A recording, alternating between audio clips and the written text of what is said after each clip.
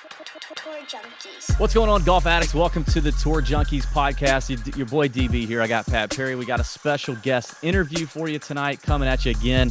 We're pretty pumped to, be getting some fresh faces on the podcast this year. So I'm excited about the next guest. We'll get into that in just a second. As always, presented to you by our friends at Covers. If you like to bet on sports, Covers.com is where winning starts. They're just doing it so well right now. Over 500,000 members in the Covers forum, and they've served up to 20 million sports bettors every single year, and it's all free. We have an article over there on Covers.com that's free with our head-to-head matchups, our top 20s, prop bets every week. Go to Covers.com. You don't have to sign up. You don't have to commit to anything. It's easy. These guys have been doing it forever. Winning starts at Covers, and Covers.com is where you need to go to start your betting process. So check them out, and we appreciate them sponsoring tonight's interview. It's going to be a fun time with a guy that, if you've been listening to the Tour Junkies podcast in 2021, you've heard this dude's name a couple times. Yeah, and we've kind of fought over him a little bit. I mean, you said he was your boy. I said he was my boy, and He was. He doesn't even know this. He's learning all this right now. But yeah, I mean, I would say I was the first one to him, and I'm pretty sure the Tour Junkies Nation would let you know that, Pat. And then you kind of jumped on the bandwagon, which is, you tend to do that. You do that a lot. I feel like you're doing that with somebody else right now on tour, but I can't think of who. But anyway, the guys had a great year, great season on the PGA Tour, and we don't usually have Georgia Tech graduates on, but I honestly think we both kind of started liking him before we knew he went to Tech, honestly. But anyway, without further ado, we're going to bring in this next guest here, the Tour Junkies native area. It's Mr. Vince Whaley. What's up, dude? Thanks for joining us. Yeah, how you guys doing? Good, man. Good. Now, Vince, young guy, all right, way younger than Pat, is Georgia Tech grad, as we mentioned. Vince, did you know that we kind of fought over you this year? Did you know that? I did not. I think I got like one thing on Twitter once about you guys saying something, but that was about it. That was a great little spiel. It's good to know. Yeah, man. I mean, listen, you look like a giant out there on the PGA Tour compared to all those other guys. I know you're only you're 6'2", which is still tall, but you tower over the guys out there. You hit it a long way. You got a sweet swing, Vince. Do you know that? Do you know that about yourself? Yeah, not really. I feel like some days it's sweet, some days it's not so sweet. So yeah, we were kind of drawn to you. Went on a nice little run there from February through May or something, and we're a betting show. We're a DraftKings show. We're a betting show. We're not going to talk a lot about that tonight, but that's what we do week to week, right? And you were just. Did you ever pay attention to those things? Did you ever catch anybody talking about your DraftKings price or your odds or something like that? Did you ever hear anything like that? Your buddies? Yeah. So I love DraftKings. First of all, I always I did a lot of basketball and football back in the day. Lost a lot of money, to be honest with you, but I still I look at the golf stuff. Obviously, I can't bet on it, but I still enjoy looking at it and looking at my own. Do you? I just keep scrolling down until I can find myself down there 6,000. But no, I keep up with it a little bit. I think it's cool. Did you do you have a picture? I don't even know. Do you have a picture yet? I don't think I've been blessed with a picture yet. That's when you've made it. So I'm still. We need to work on that. So Vince, I want to talk about your time at Georgia Tech to start off. Okay. Georgia Tech. Okay. How did you get there from Texas? Because you grew up Texas. You played with you grew up playing with Spieth and Scheffler, right? Yep. And Scheffler's one of your boys. Very much so. Yeah. Good buddy. I love Scotty Scheffler. Yet another guy that I really like, and Pat just usually doesn't. So, that is total BS. That is not true. Yeah, it is kind of true, Pat. Anyway. Scheffler won me $20,000 this year. What are you talking about? That's pretty good. Okay. Well, so I had to throw that in. If you're gonna say that, I got to throw that in. But anyway, okay. Go ahead. That gets you back to zero. All right. So right. Tech, how did you get to Georgia Tech from Texas, and talk about growing up playing golf in Texas and then getting to Atlanta and Georgia Tech? Yeah. So Georgia Tech was kind of it was really random, to be honest with you. I was playing a tournament in Florida. So we actually drove, me and my parents, from Texas to this tournament in Florida. It was the junior player or something. And we just went through Atlanta, and I just texted emailed the coach, whatever, said we're coming through, Georgia Tech coach, just because I found out it was in Atlanta on the way. And my dad was like, yeah, go check it out. And first time I went there, to be honest with you, I didn't like it. I didn't like the city feel, anything about it really. Yeah. And I really was like going to go to Florida the whole time. And then, Oh God, that would have yeah, been worse. this is two bad ones Wow. for you This guys is here. the decision making right now. Yeah, but Coach Hepler, he's a great coach. He told me, all the success his players have had, not necessarily in college, but making it onto the PGA Tour was very, I guess, enticing. And he said he'd never had a player from Texas not make it on the PGA Tour, which is just a random fact. But I'm like, Oh wow. okay. So I'll keep it going, and yeah, it worked out. I enjoyed it. But then as far as like growing up in Texas, the strangest thing for me now, like looking back, is I just never felt like I was that good compared to like just the guys in my neighborhood. But it turns out those guys are like Will Zalatoris, Scotty Yeah. Scheffler, and just like these world beaters. Yeah. So, that was probably the most interesting thing about growing up there. Golly. Did you not notice that Athens, Georgia is just like, I mean, if Yeah. you're going between Atlanta and Gainesville, like it's barely off the beaten path from that direction. And they've got plenty of PGA Tour winners also. Pretty They good do, golf they do. program there, Vince. I Pretty mean, good. did you just kind of gloss over the fact that Athens was over there? So actually, my best friend, his name's Branson. He played on my high school team. We were same age, grew up the whole time together. He committed to Georgia. He was a golfer there. He committed like his freshman year, and yeah, I thought about it a little bit, but it just wasn't. They had already had so many guys. It wasn't going to work. Yeah, I hear you. You wanted to go to Tech, be a big fish in a little pond. I get it. Something like that.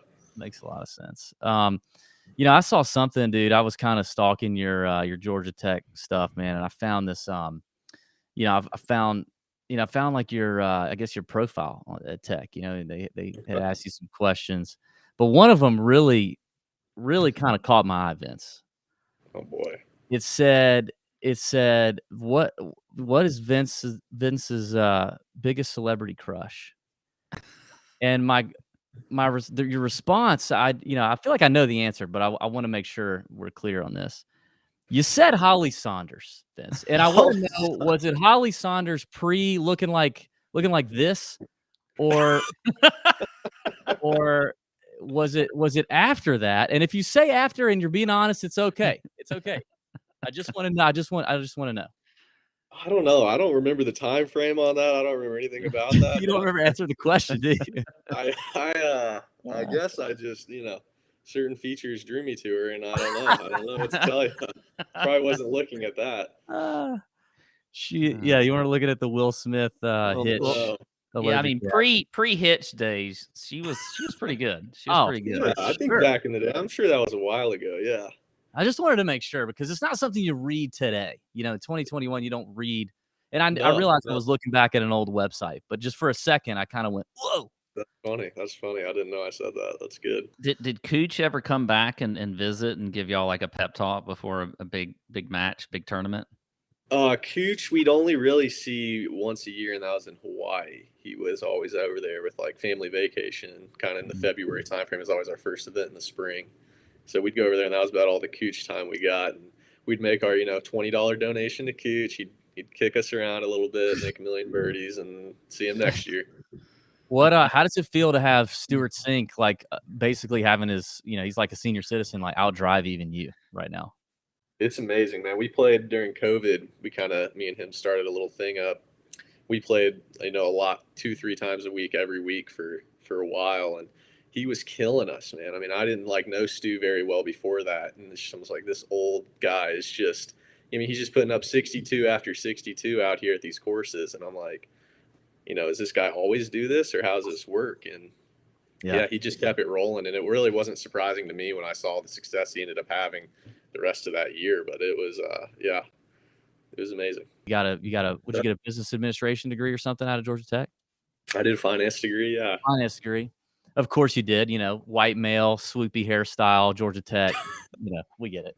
But I also saw something else on your Georgia Tech profile that also, made me raise a little bit of an eyebrow. And maybe like the Holly Sanders thing, it could be a big Georgia Tech farce with Vince Whaley's profile. And that is that in your spare time, your hobbies include poker, which is cool. Love that. But card counting specifically was in that profile. Now, I would love to hear more about that. This is a gambling show, so that would be great to hear about. Yeah, so we were taking a little trip to Puerto Rico, and we had just watched that 21 movie. I'm pretty sure for that interview, and me and some buddies were just like, "Oh, we're gonna figure out this system." So I was reading books and trying to do Were the you whole. really?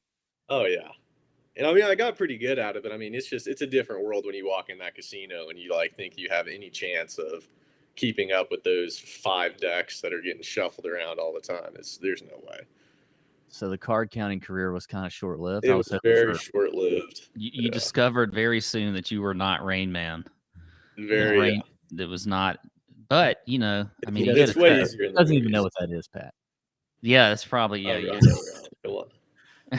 I was really hoping for some story of you and your buddies going to Vegas and clearing some. No, gosh, I wish that's what we thought was gonna happen. It just didn't pan out that way. I kind of want to do a role reversal on this show. I want Okay. you to ask Pat a question, okay? And I'm gonna give you a little bit of time to think about it, so you don't have to do this right now. But you're a finance guy, big Georgia Tech finance guy. You love all that. You love the stock market. I don't know if you're a crypto guy. We'll get into that. But Pat, in his real job, believe it or not, he does not do Tour Junkies full time. In his real job, he's a financial advisor, Really? which scares the hell out of me. Okay, and I've known Pat for 6 years. It could scare the hell out of you even more after whatever we're about to happen. That's what I'm hoping for. I'm actually hoping whatever's about to happen here. I want Vince Whaley to go back to his Georgia Tech days, right? And all your finance classes or whatever. And I want you to ask Pat a finance question. Like finance guy to finance guy. Just a couple white males, asking some finance questions. I want you to ask him a question that, a finance guy, you just know, a finance guy just knows this, right? So you can be thinking about it here for a second. We'll get into some more softballs. But when you got it, I want you to throw it out there to Pat. And I just want to see if he can get it. I want to see if he'll get it right. And if he doesn't, something here, then we're gonna humiliate him. I don't like this at all. So speaking of that, are you a crypto guy, Vince? Not really. I mean, I have a bit invested in crypto. I've just never. I don't know. I'm not totally sold on it. I guess I see the utility to some extent. It just seems awfully volatile. Oh yeah. Oh yeah, it is very volatile. But are you going to the stock market side of things? That interests you a lot, huh? Yeah, definitely. You track it daily and do all that stuff. Oh yeah, definitely. Nice.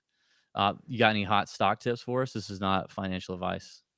No, I mean not really. I just think it's just all the big companies you hear about them for a reason.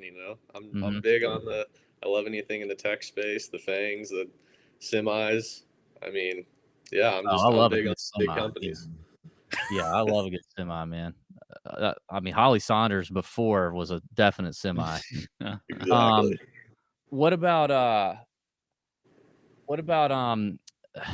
well, no, I guess I won't ask you that. I don't want to press you too much on the finance stuff. We get in trouble. Man, so no crypto really, huh? You're not believing it. I got a little Ethereum and a little Bitcoin, but not enough to change my life in any way. Oh yeah. Ethereum. That gets me going. Big crypto guys? Yeah, I am not really. I am, but I don't know why. I'm just going in it. I'm just diving in there head first. All the volatility, give it to me. Yeah, we've got a little crypto community within the Tour Junkies crowd that has kind of got me into it. So amazing. Yeah. You got the people behind it. I'll give it that. Yeah, man, we know how to pump it, right? Pump it and dump it. I mentioned that run that you went on in February, starting in February through May. That's when we were starting to kind of see okay, this Vince Whaley guy, he's 6,400 on DraftKings, his top 20 numbers, this or his, we started kind of paying attention, what for you was clicking in that time frame, that you feel could you point to it as to what was clicking in the game to be so consistent week after week like that?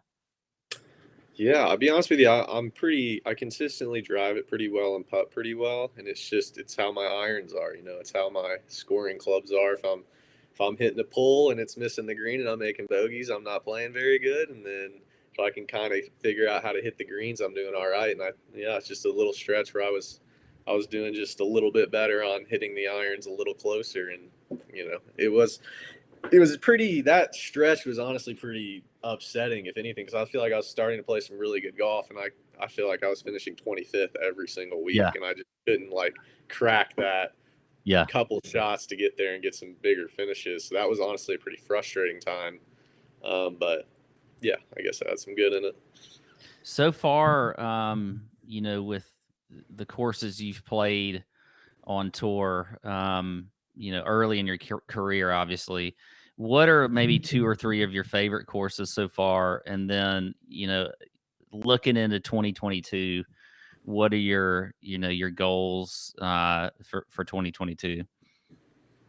Yeah, favorite courses. Well, I would not describe myself as like a Palm Springs player. I need some elements out there to help me get a little tighter to the top. So any courses I love, like the island tour I play on most of the time over there. I enjoy the island tour and I enjoy the wind, the conditions. So anything like that. But as far as, just regular, I love the golf course. Pebble Beach is my number one for sure. And I love the, Torrey. There's every course we play every week's amazing. Sneaky, I love Tampa. I was really surprised how much I like that course. I think Valspar or whatever. Yep. Yeah. Yep. So you talked about, putting being a strength of yours. Like, would you say there's a certain putting surface? That's something we look at every week is like, okay, what putting surface are we on? What kind of guys tend to click on Bermuda versus POA versus bent versus whatever? Like, do you see yourself as more of a Bermuda guy, or like, is there a surface you're more comfortable with, or a surface that you don't like, you don't enjoy seeing? Yeah, it's not necessarily like strictly bent or Bermuda, because it's such a there's so many different variations and it's just week to week. It's really how you're reading the greens. Like these greens are in such good shape. It doesn't really matter what they are. It's just some weeks I feel like I can read them a little better. Some weeks I can't. I enjoy really fast greens like Sanderson Farms. I love putting out there. I've always putted good. I like the courses where, you have a 50 footer and you just kind of, if it's starting to track at the hole, it can get there and go in. Yeah. So the faster the better. That's about Do all you I find think. it easier to read the greens if they're like a grainy Bermuda or something like that, or it doesn't really matter still? To an extent, but the slower they are, that's the harder I have like judging the speed. I like when they're just lightning, and I know every putt's kind of dying at the hole. That's how it's the easiest to continually read them. You get to a course like Punta Cana where it's so grainy, it's tough to judge that speed on. It's just an uphill little putt. Yeah. Different. What about, so you talked about, you love hitting, I'm assuming you love hitting driver, right? Off the tee, like that's what you want to do. Definitely. But like you being a longer hitter, how do you approach, or do you, when you come to a golf course where maybe driver's limited a little bit and it's making you scale it back off the tee, maybe it's a 3-wood, maybe it's a driving iron, I don't know. Does that kind of take a little wind out of your sails, or do you kind of embrace that because you know that there's going to be other guys hitting driver still, and you're going to be able to hit a 2-iron into those fairways or a 3-wood or whatever that is? Yeah, honestly, it's just week to week. It's just I don't really know what I'm gonna get as far as like how I'm hitting how I'm hitting the ball. So, some weeks that works out just fine. I haven't necessarily felt like if I go to a course like that, I'm gonna struggle. Yeah. Some weeks I am driving it bad just because I drive it good most of the time doesn't mean I get to a course like Houston this week where it's all drivers and I could drive it terribly. So I haven't necessarily found that. Do you ever feel like you know when it's coming? Like is there an indicator of like, all right, the irons are getting there. Like I can feel it. This is about to get good.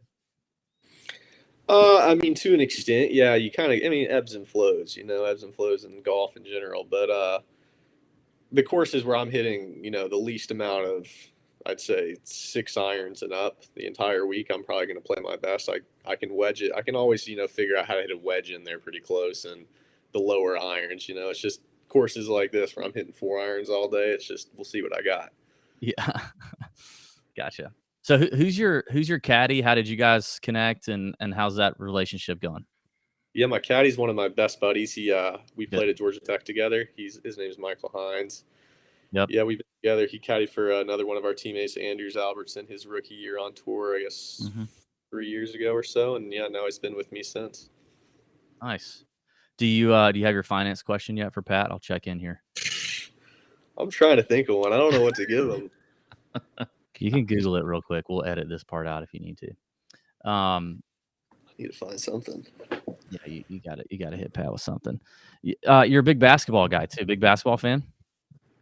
Yeah, I mean, I love the NBA, and I love just like pickup basketball. Really, Yeah, just shooting. I love shooting. Just going out there and just shooting threes. it is fun too. I like to do that. Who's your team in the NBA? You follow anybody in particular? Or you just DraftKings NBA? I just follow players, honestly. Like I Yeah, mean, I could that's the watch NBA. Steph play anybody. Just Yeah. watching someone like that, or Damian Lillard, just anyone just that is amazing at the game is so much fun to watch, especially basketball. You had a chance to meet any of those guys? I mean, like, I feel like so many big stars in the NBA right now are kind of latching on to golf. I think, I mean, Mhm. obviously MJ started it, but I think Steph's kind of carried the mantle here lately. You're seeing a lot of these stars starting to get into golf. Have you had a chance to meet or play with Yeah, any of we them? had not any like current guys. We had Charles Barkley and Shaq out at Golf Club of Georgia. I guess that they're TNT things that are around that area, and some other guys, older players I've met up there, but not really any current ones. I saw Steph at Napa once, but he was doing his thing. Yeah, So, but yeah. that'd be awesome. What about like when you got your PGA Tour card and you were heading out to the tour? Like, was there anything like anybody you were super excited to meet or any interesting stories about first impressions or maybe like impressions that you had about somebody that were changed after meeting them or just kind of some surprises out there on tour in terms of guys or personalities or anything like that? I mean, I was excited to meet everyone. You grew up just watching golf and just seeing all these guys. I mean, it was a bit of a whirlwind when you get out there and you're supposed to like play against these people. But no, I mean, you know, nothing really stands out to me. I mean, I didn't say a word to Tiger first time I saw him. I just, I couldn't come up with anything. I'm just walking there. I'm just like, I got nothing for this guy right now. I don't even know what to say. Yeah. But no, I mean, just playing with him and just seeing some of the shots, just seeing the guys really hit not perfect shots was like the biggest Mm. wow factor for me. Who are the guys like on a regular week if you're out there that you're going to dinner with or you're playing practice rounds with or whatever? A lot of guys I feel like it's like your graduating class. You come off whatever the Corn Ferry. Those guys end up being like your best buddies just because you're playing the same tournaments with them. So Scotty's obviously one of my best buddies out here, but I mean we're basically playing a different tour at this point. He's doing different things, unfortunately, which I'm trying to get to. But yeah, Michael Gligic and one of my other good buddies I played the Zurich with, and yeah, just guys from that. We're based out of Augusta, Georgia. Born and raised out of Augusta, and based out of Augusta, right down the interstate from you. And you get to play Augusta National as a member of Georgia Tech, I believe, right? We did, yeah. How many times you could play it every year, and how was that? Yeah, we played every year except for that year with the ice storm. They lost the Eisenhower tree. Yeah, It was great. Yeah, I mean, we play it in like the middle of February, and it's the hardest golf course ever. yeah. You get driver 4-iron into the first hole, and you're like, this doesn't seem right. But yeah, my best story about there was I got food poisoning from Waffle House one morning my senior year, and I barely made it through the round. I threw up all over the 16th, 17th, 18th hole. Am I playing the member just has? I mean, he just has no idea this is going on, and he's just hugging me after the round. Didn't hit a shot the whole day, just walked with us, and I was just like, this is terrible. Did So that was my ruin last- Waffle House for you forever? I mean, for a solid like 3 years, I'd say I did not go back to Waffle House. God, that's disappointing. Yeah. Well, I don't think it was the Augusta National snacks I was having, so I'd like to blame No, Waffle I'm sure it House. was. No, I'm sure it was Waffle House. Yeah. When did you have that Waffle House? Was it like 2 in the You morning know- Waffle House? Yeah, like no, Was this no. the the hanging actual of the Waffle breakfast? House deal? Yeah. I've had that kind of food poisoning a few times too, but no, this was 8 a.m. about 2 hours before we teed off, and making the turn, I was done. Yeah, something made a turn. All right. I have never thrown up as a result of Waffle House, but after the Kevin Kisner Foundation event, I did Yes, throw up I was in a with you. Waffle House parking lot. Same Free thing. Waffle House. Pat remembers that. Yes. Did you have any interesting caddy experiences out there at Augusta? I mean, Do you remember honestly, your caddies?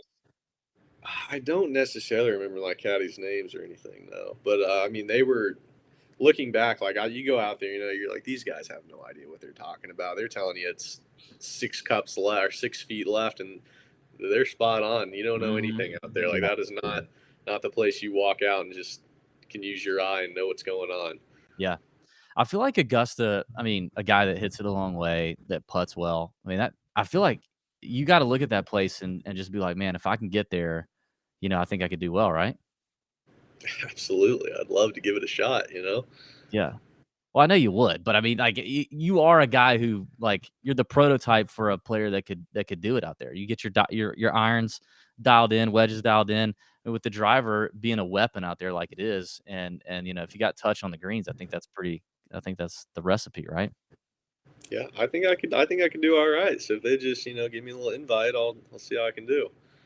We'll work on that, Vince. We'll Yeah. work on that. Okay. Yeah. So you mentioned Pebble. So give me like 3 courses where you look at and go, this is a golf course where I could see myself.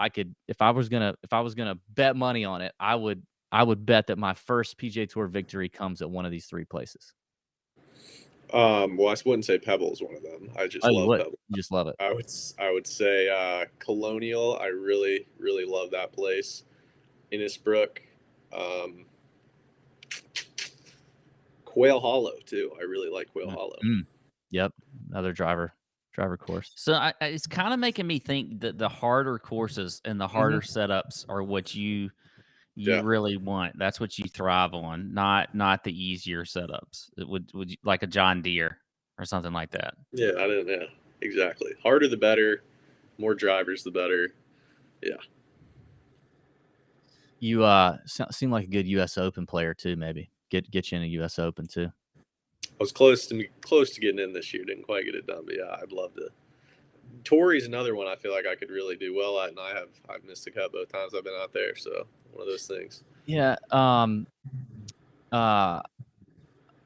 was I was gonna ask about like the pro-am vibe. Do you like the pro-am style courses? Like, I mean, you've mentioned Pebble, but does that kind of like put a damper on things for you, I mean, having to deal with that? it's not like the worst thing in the world because it's Pebble. I mean, you're playing with someone super interesting, super successful, and Yeah. just I love like I love books about like just biographies, anything like that. I love learning about people's lives that are kind of uber successful like that. So these guys are the same way. So I don't really mind it that much, but like a pro-am in general, it's not the greatest thing in the world. All right, Vince, you got your finance question for Pat. Come on, man, you gotta have something. I mean, just maybe give me an equation. You got like Oh God. calculate some free cash flow, some future Oh, value. Yeah. No, I have nothing on You calculation. can't calculate free cash flow, dude. I didn't want to answer any question involving calculations. What? All right, talk to me about the inflationary pressures on the U.S. right now. Well, we do have some inflationary pressures right now. We get, by the way, the consumer price index number comes out tomorrow, which there's expected to be an increase of 0.6% in the inflation. Okay. Now, here's what I'll say about inflation. It's already priced into the market. Okay. Everybody knows we're in the middle of inflation right now, right? Everybody knows it. They can see it in like not only at the gas pump, because that's where everybody talks about it first, but everywhere else. You go buy a steak. Okay. Inflation is there. It's already priced in. The market they already have figured it out. They know about it. That's why we're still getting an increase in the market regardless of inflation. Everybody's talking about it already. And you know what? Here's the thing. Earnings are good. Listen, how about this? Great. Out of the 500 companies in the S&P 500, 489 have reported so far for the third quarter earnings. Over 80% have beat earnings.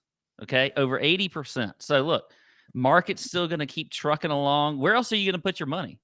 You going to sit in money market or something like that? No, Nope. you're not getting any value out of it.